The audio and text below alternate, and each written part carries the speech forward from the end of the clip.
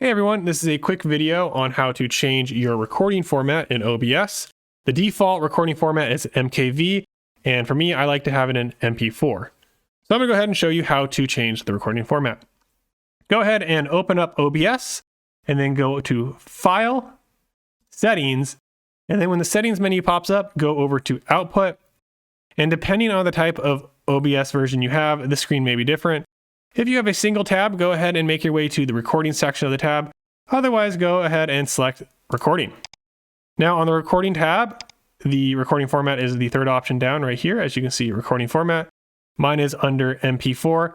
I can't show the dropdown or make any changes right now because I'm currently recording this video in OBS, and you can't make any changes to your settings while an active video is recording. But if I were to select this option, a new dropdown would appear, and the recording formats currently available for me are FLV, MP4, MOV, MKV, TS, and M3U8. So you could select any of those drop-downs items you wanted. For me, I selected MP4. Once you select your recording format, go ahead and select Apply, then OK, and then your new recording format will be set. That was a quick video on how to change the recording format in OBS. I hope you found it useful. If you did, please make sure to like, subscribe, and I hope to see you all in future quick videos.